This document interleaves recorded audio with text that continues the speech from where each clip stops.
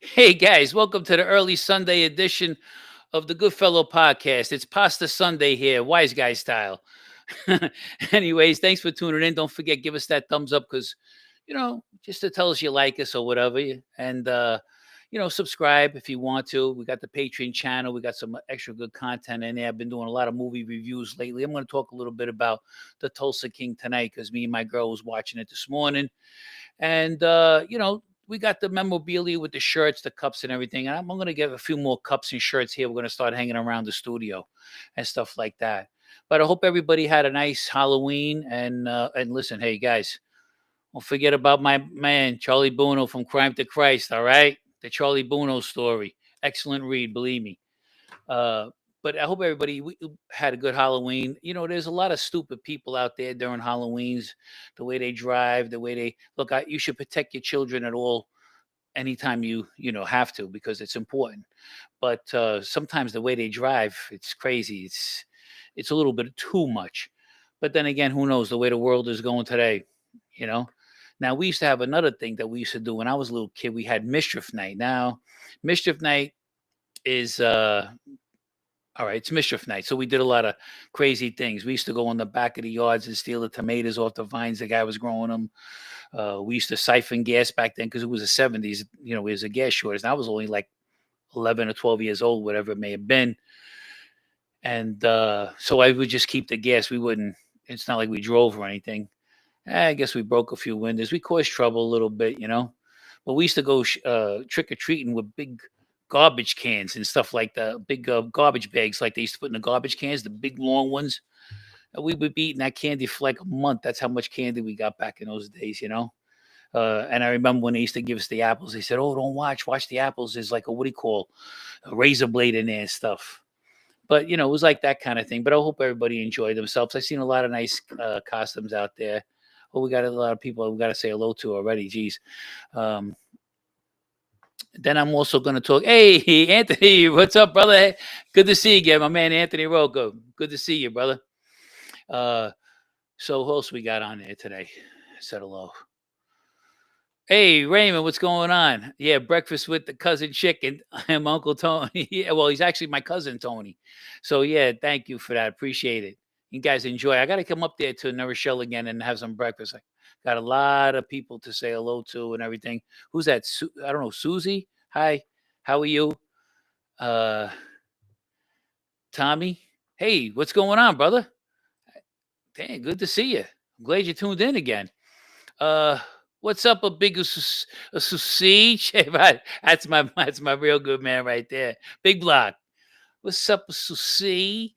So I also wanted to talk a little bit about Michael Francis because he put a show on yet the other day because he was actually straightened out. I believe it was Halloween. He was saying, and he said something that was really good and hit home with me.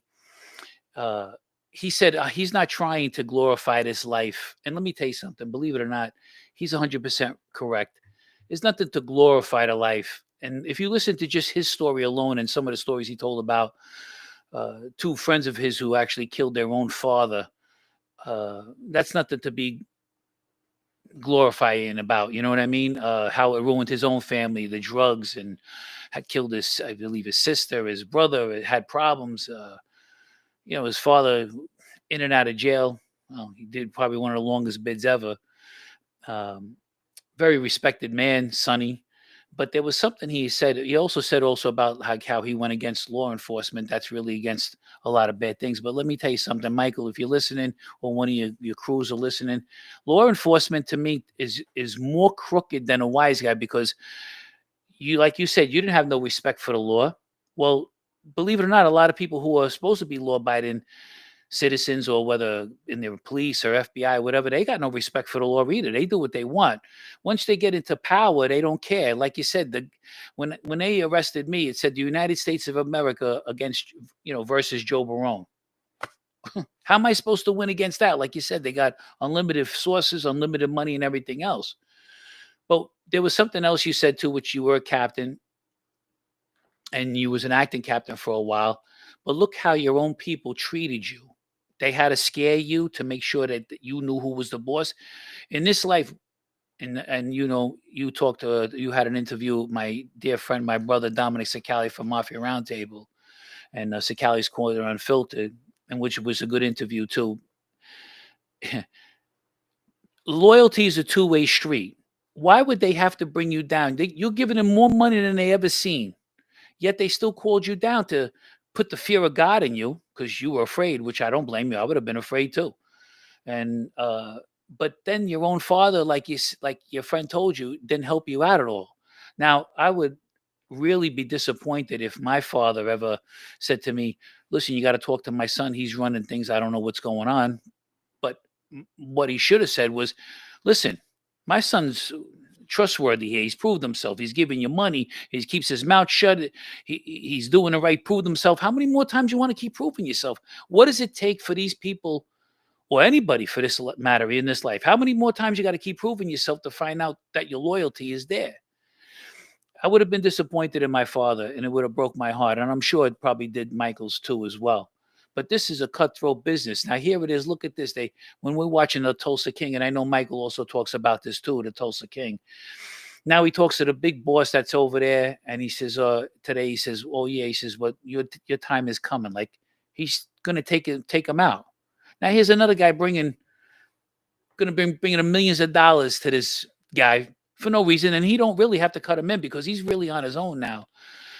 Sylvester Stallone in the movie, he's on his own. He's got his own crew. He's making his own money. He hasn't kicked up anything to anybody. So as far as I'm concerned, he says, like the guy says, "You act like you're giving me a gift." Well, I am. I'm not with you. You want to start a war, you want to have a war. Now you might have more guys and everything, but you're gonna have to bring them to Oklahoma because I'm not coming to New York anymore. And if I do it, I'm coming heavy.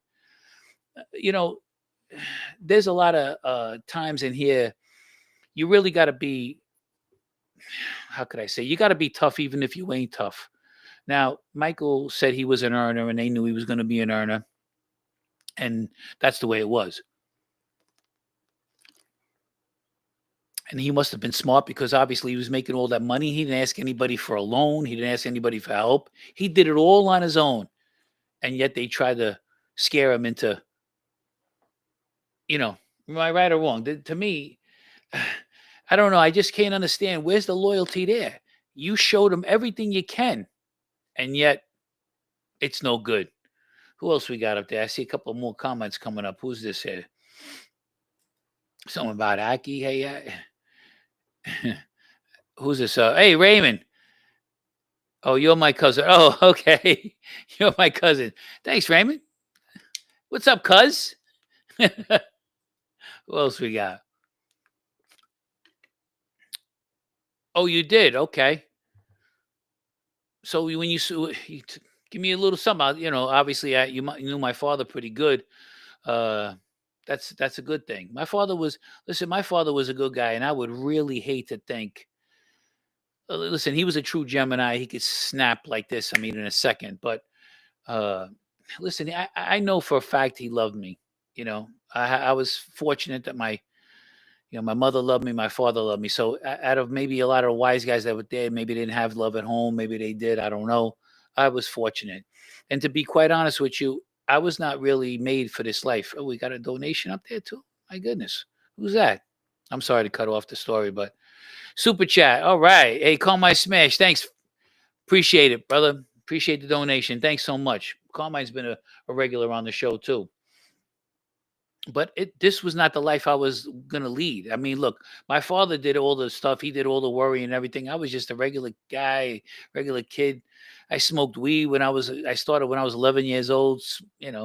I did more drugs than that, obviously, but I was not really looking to get into this life. But you know, as I've told many times on this show before, I should have been a postman because that's where I was going. I had like two uncles and one cousin in there. But in all my friends, when I hung around with Lenny, Louie, Patsy, Dolfo, all of us guys, Charlie Buono, obviously, we didn't really look. We gave the little wise guys a little bit of respect, but we didn't really care, to be honest with you. So, wait a minute. Tommy said something about my father again. Where's that on the bottom? Time. He used to hang out with my dad at the trucking company in Massapet. That's right. That's right. So now hold on. You're older now, then obviously, because do you remember when we were at the barbecue and you said something about there was a fire there and I blew it out? I don't know. So you must be maybe you're his son. I remember Tommy. Tom, your father was a good guy. Yep. Yes, right. He drove the Miss. It's right. Well, no, it was black. It was a black one, not the green one, but it was black with the convertible. Yes. Wow, that's pretty cool. Wow. Now that's I love that. It's coming back. Who's this? Jay Paul? Hey Joe, love the channel. New to this, but you happen to know either Vinny, Sarah, maybe misspelled. No, that's okay. Or Ronnie G. Ronnie, I've heard of them. So what kind of guys were they? Well, that's a question more for Gene. For Gene, because Gene, see, like here, I was around a little bit, but I always still kept my distance a little bit. So you guys got like my captain at that time was Dominic. Of course, he was introduced to everybody from the top right to the bottom. Okay, and then you got our friend Gene. Okay, he also grew up around all these guys. Now he was in because he was about 20 years younger than me, so that's why he knew a lot of people. And then of course he was hanging around with Vinny and all of those guys, and that was a tough crew. He was hanging around with big earners, big money guys, and that's how that's why he knew a lot of them. So I only heard of them, just like I heard of Gene, until I was fortunate to meet him on the show, and hopefully I'm going to go out to see him in Miami one of these days too. But who's this now? Martin, would you do an interview with Richie Cantarella or his son? They were in the Bonanno. Sure, I would. I would do an interview with anybody. I don't mind. I don't. The names that sounds familiar. Richie sounds very familiar, but I would definitely do an interview with them. So they could always call the channel in or whatever. Or if you know them, we got the phone number and all of that, and the website. Okay, so always email us or whatever. We'll get back to you. I always try to include everybody in.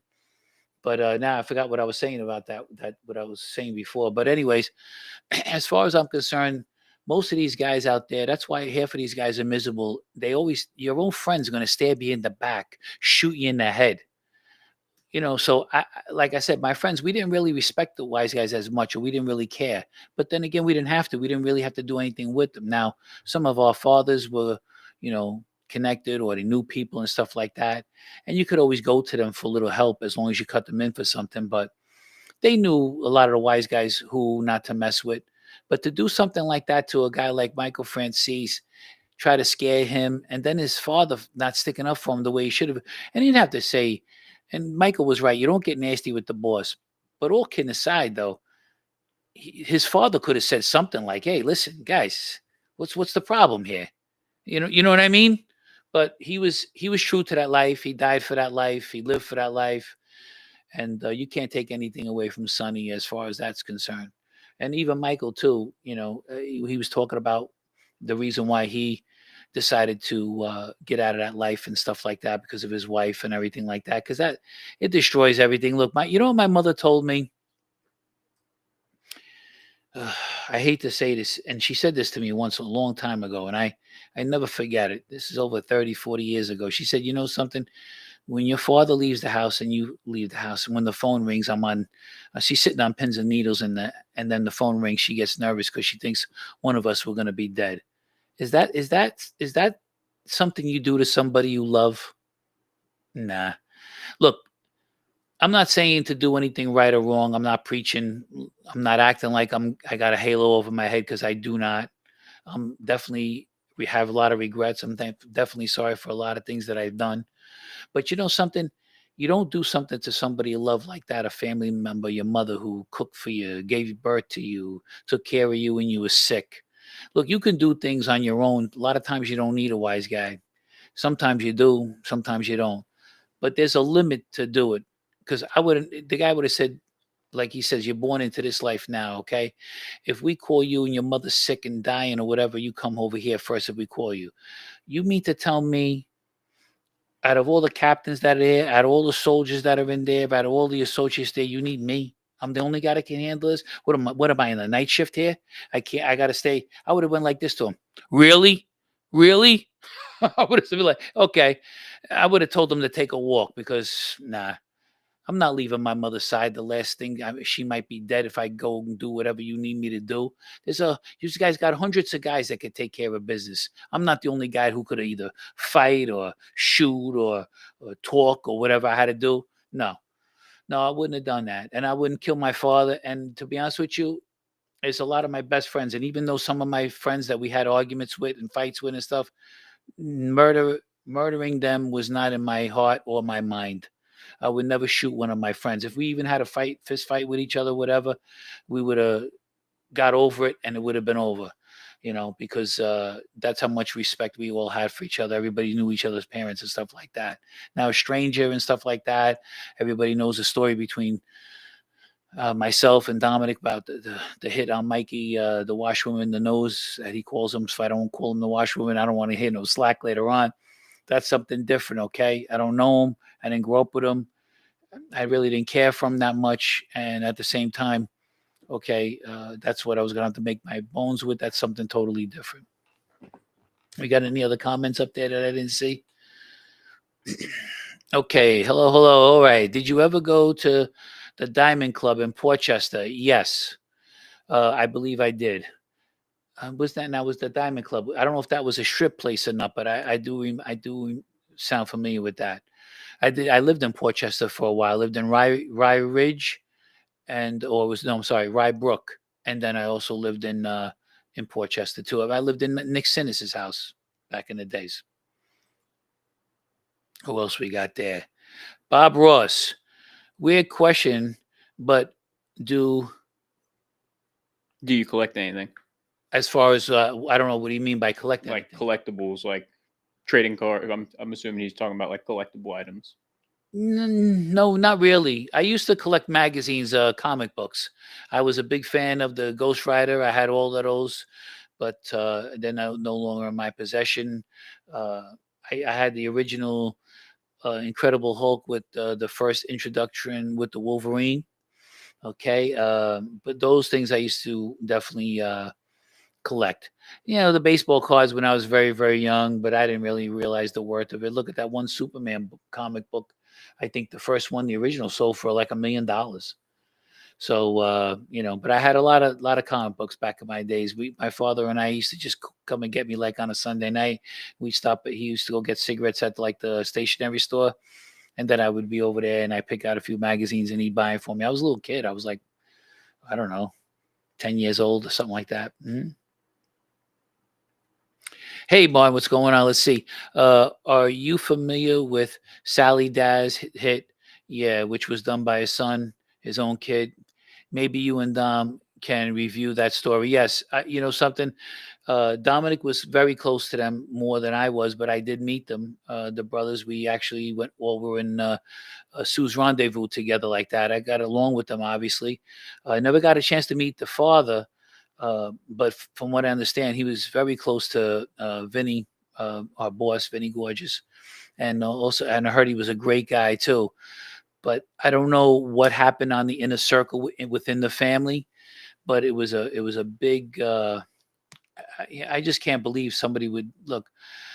Like I said, I don't know what happened. Sometimes, look in Italy, since the beginning, fathers killed their sons and sons killed the father. That's the way it was.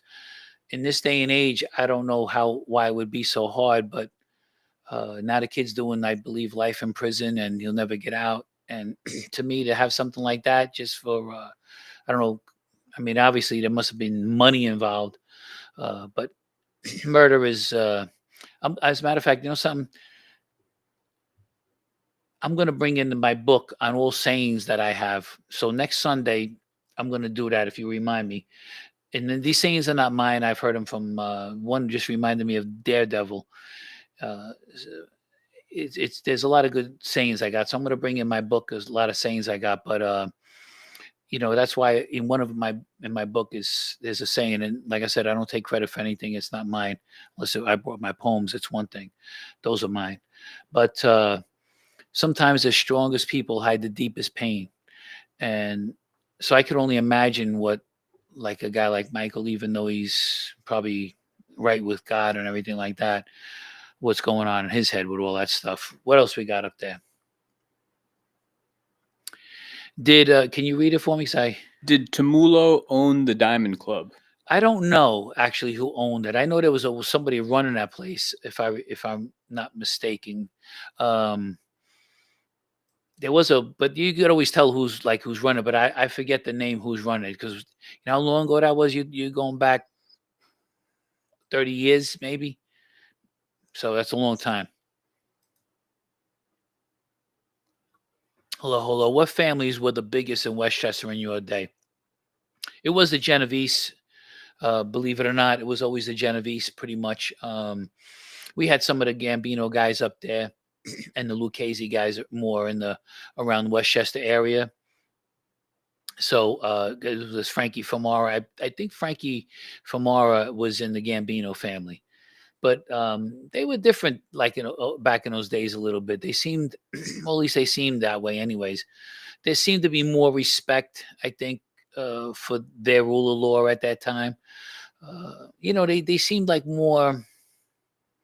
You could talk to them, and then they were always for something. Now they look at you like you got two heads.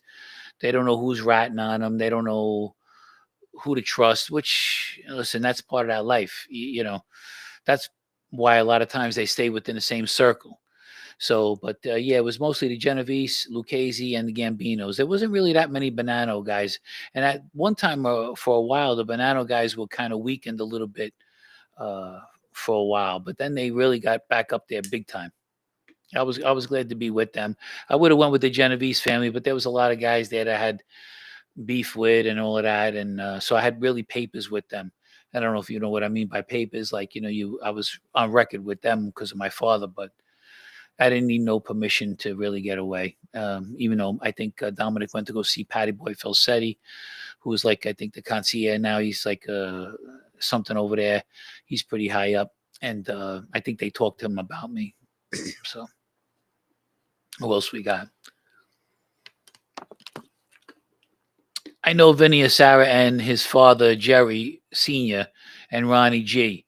Vinny had lots of respect for me growing up. Always wanted me with him. I liked Vinny, good man. Something, you're probably right. He probably did have a lot of respect. I don't know him. I mean, of course, there's a lot of stories of him and stuff like that, and I'm sure they did. If you're a good guy, they respect you. They see you. They can tell right away if you're a stand up guy, a good guy. So that's good. Yeah, that's Gene Borello. You should actually, yeah, ask him, and maybe we'll have Gene again on the show. Maybe I'll do a show with him. I'm supposed to get on his show too. We'll do that on a surprise, though. You know what I mean? We'll surprise everybody. But yeah, because Gene, he was real close to all of those people. So, but that's good, and especially if a guy like Gene too, very capable, and it's good to have good to have him to have your back too. Bob Ross, do you have a favorite car? Yeah, I do. I still like the Mercedes. I like the S63. Now they got hybrids, but yeah, I always like the Mercedes. I like the Ferrari. Roma is nice. Okay. I also like the Maserati, the two door. It's always like, hey, Joe Barone got the Maserati. But I owned a lot of Mercedes in my time. As far as trucks, I mean the Mercedes are nice too. Don't get me wrong, but I like the Escalade. It's come a long way. Uh, yeah, so those are kind of like my favorites. I mean, are there a lot of other cars out there? Yeah, I owned a few Corvettes. I'm not sure if I like the style of the new Corvettes today. I think my friend had one. It was a 2014. The Stingray. It was nice, really sharp. Still had that vet thing. And of course, as far as older cars, I like the LS, the Chevelle, the not even the 420, the 454, whatever it was. It was nice. L6 or something like that. Real sharp. Fast car too. Animal. A beast. Who's this? Anthony Acasella. Joey. It's Hacky. It's Hacky. Yeah. Okay. Love the show. Hope to join you soon. Hey, you're always welcome, Aki. You know that, bro. Aki's got a lot of stories about me, about us, even stuff that I forgot. So it'll be a pleasure to have him on the show. We'll have, believe me, we'll have you guys laughing your ass off over here. So yeah, we have a lot of good stories. He's from, of course, New Rochelle too. Who's this? Dave in Pittsburgh. Did your father's name help you in the life, or did it make it more difficult to make you your own reputation? No, actually, it did help. Because my father was a stand-up guy as well, like a sort of like a Michael Francis and Sonny Francis kind of thing. Uh, of course, you do have to make your own way in the life, which listen, you should. You should always prove yourself, and you're always looking like in the Tulsa King.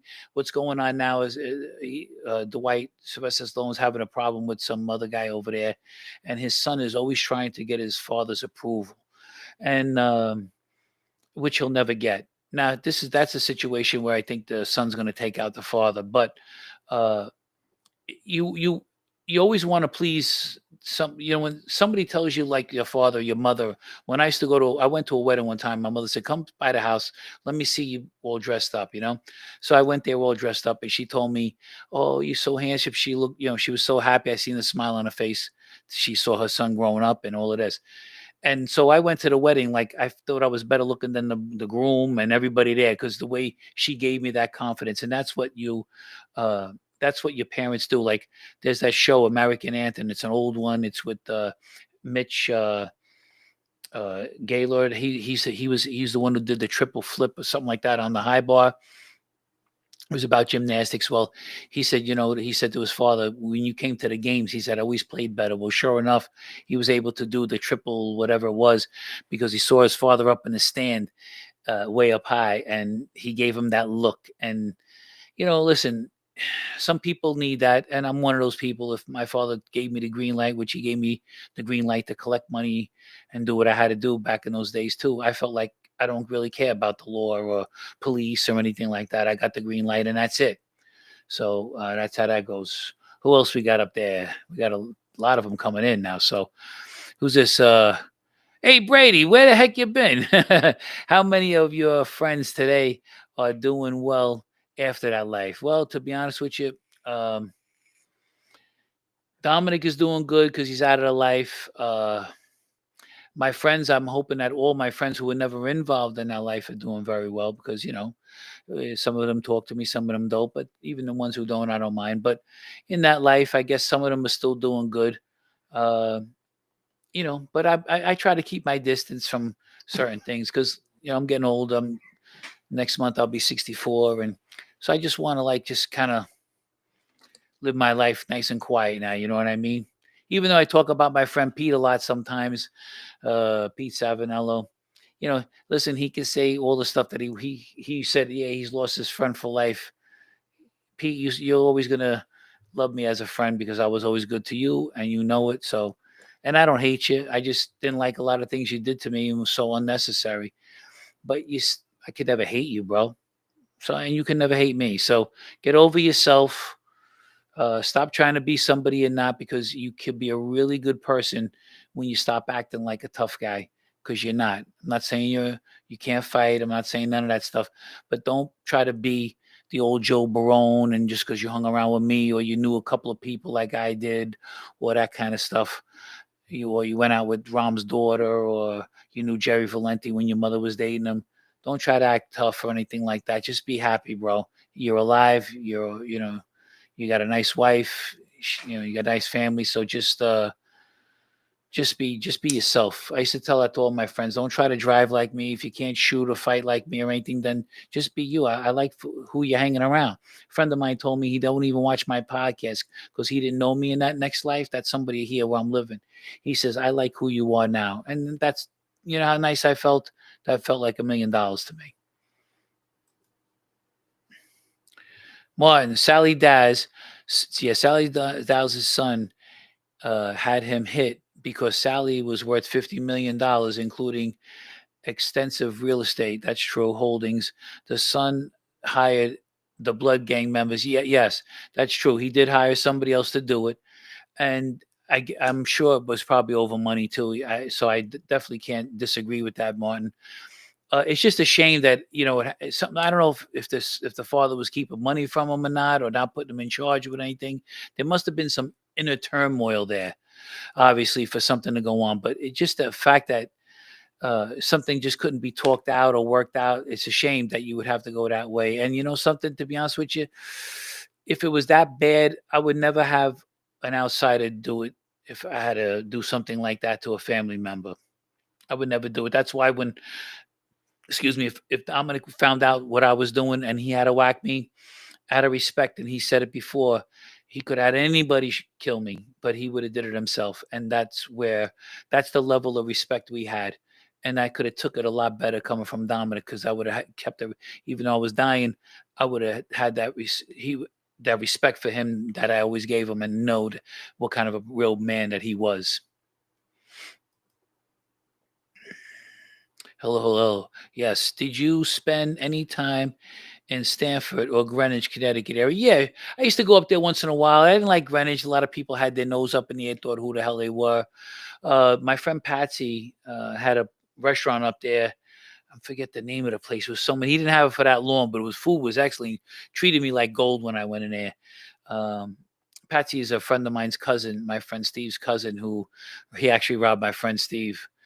I don't really care for the guy too much, but he was nice to me. Had a good build on him back in the days, but he acted tough too sometimes. He wasn't. He really wasn't. But yeah, Stanford, I went up there. There was the mall up there, I believe I used to go to. It was a big, big mall.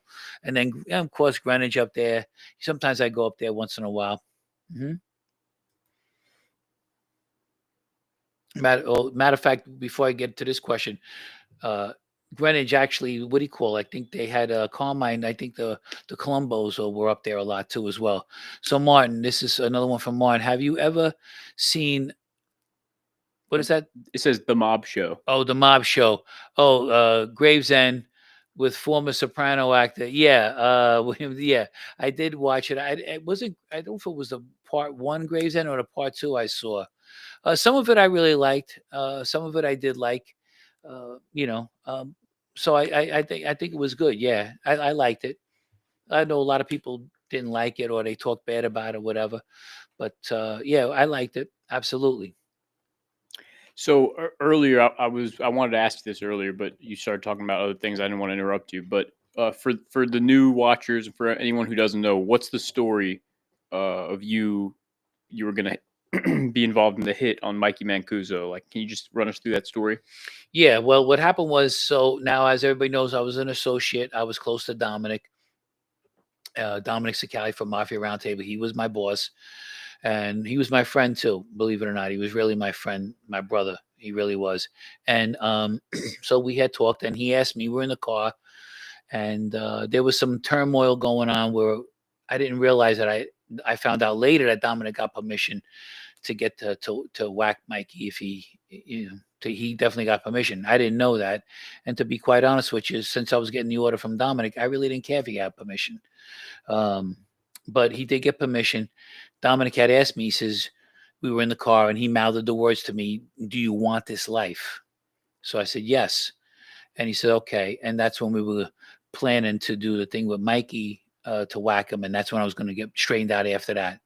And I think maybe Dominic might have said it plenty of times on his show that the people he was going to get straightened out was definitely me.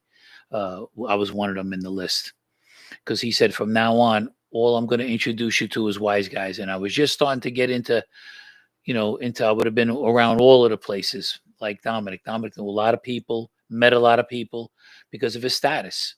Dominic was really a captain, but he was really like a boss, really, too. He was definitely a boss, because I forget how many. It was like 20 something guys he was running under his crew. That's a lot. In That's a lot. Okay. So, but yeah, that's how I was going to make my bones there, and then I was going to get straightened out. What was Carmine's last name in Greenwich? Well, it would be uh, it was Carmine Persico. So that's who was up there in Greenwich. They used to call him the Snake. I don't know if everybody realizes why they called him the Snake. Well, because he was a snake. So, because he did something, I believe it was with Joe. They was having problems with Crazy Joe Gallo and his brother and all of this kind of stuff, and so they had called him down to like see if they could resolve things, but they were really just gonna kill him. and I think the guy lived, and that's why they called him a snake. See, you know, you're supposed to have a certain level of respect, even though they say there's no honor among thieves, but there should be. So if you get called to a place to kind of resolve something you can't resolve, well, you go your separate ways and you finish the war out in the street. But this was like a setup. And that's, and that's still cruel. Like everybody say, oh, you punch the guy first, it's a sucker punch. That's really not true. I don't agree with that. I just think it's a preemptive strike. Hey, listen, some of the guys I fought in the street with twice my size, twice as tough as me. You think I was going to try to let them hit me first? Hell no. So, that's just the way it goes. I mean, listen, like I said, I wasn't always the toughest guy. Did I have a lot of fights? Yeah. Did I drop a lot of guys? Yeah. But, uh, it wasn't my thing. So that's when I started. That's back in the days I had like, I don't know, 30 something guns, rifles, pistols, machine guns. I had a lot of weapons. I just started collecting because, people I knew said it was going to be a civil war in this country at one time. So I didn't know. I wanted to be prepared. You know what I mean? Did we got anything else up there, or did you have any other questions for me? Yeah, I wrote down this one. This was somebody left this on one of our recent videos, and it's a pretty good question. So I Oh, wrote it okay. down. Hmm. Maybe we'll end on this. The question is, what's tougher, being a gangster or being a changed man? Yeah, that's a really good question too. I guess it's just a matter of who you really are. Uh, be true to yourself. To thine own self, be true. Listen, you could be a tough guy. You don't got to be a gangster. You know, it doesn't matter. Be yourself. That's the most important thing in this life. Don't ever let nobody tell you who you should be or whatever. So if you're gonna be your own man, which is the best way to be, uh, you know, be yourself. Look, I don't care if anybody likes me or don't like me. Is it better to be liked? Of course, yeah. But I'm too old to be dealing with who said you ain't putting food on my table, you ain't helping me out. Nobody, I don't care what anybody ever says, good or bad, whatever. That's okay. You're entitled to your opinion. I'm gonna be me. You can't really say what you would do. You could talk about it now, but you haven't walked in my shoes. You haven't been where I've been. You haven't lived my life. I can't judge you. You can't judge me. I mean, look, if I know a little bit about your background, I'll make a determination whether if you were a thief, if I'm going to have you in my house or not, and maybe I'll lock things down. You know what I mean? But it's just certain things. Just be yourself. That's the most important thing. So, anyways, with that, I'm going to end the show tonight. I appreciate everybody tuning in. We're going to try to come on Sunday nights. I don't know if we could do Mafia Mondays anymore, but we'll do Pasta Sundays. You know what I mean? Anyways, guys, you keep watching the show. Give us the like. We really appreciate everything. Peace and love to everybody. And Giovanna, see you